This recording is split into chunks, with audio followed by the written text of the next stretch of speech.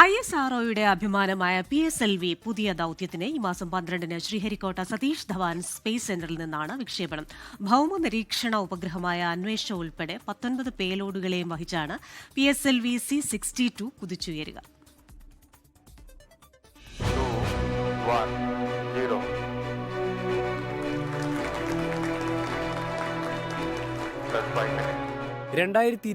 May 18-നായിരുന്നു ഏറ്റവും ഒടുവിൽ PSLV വിക്ഷേപിച്ചത്.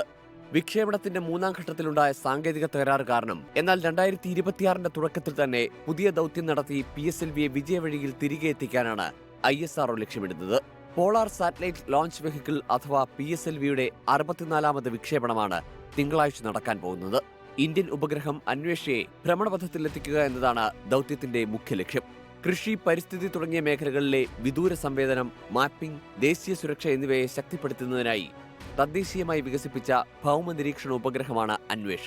കൂടാതെ സ്വകാര്യ കമ്പനികളുടേതുൾപ്പെടെ 18 ചെറു പേലോഡുകളും PSLV ഭ്രമണപഥത്തിലെത്തിക്കും.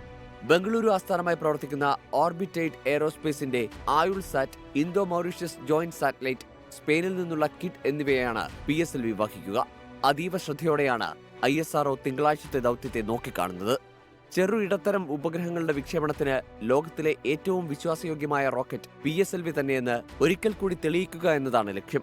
ഒപ്പം വളരെ വേഗം വളരുന്ന സ്വകാര്യ വിദേശ ബഹിരാകാശ പദ്ധതികളിൽ ഇന്ത്യയുടെ സ്ഥാനം ഉറപ്പിക്കുക എന്നതും. പ്രജിൻസി കണ്ണൻ, സയൻസ് ഡെസ്ക്, 24. ലോകത്തെവിടെയായാലും ഏത് സമയത്തും 24 വാർത്തകളും ഓഗ്മെന്റഡ് റിയാലിറ്റി പാക്കേജുകളും എക്സ്പ്ലെയിനറുകളും വിശദമായി കാണാൻ ഞങ്ങളുടെ യൂട്യൂബ് ചാനൽ നിങ്ങൾക്ക് സബ്സ്ക്രൈബ് ചെയ്യാം.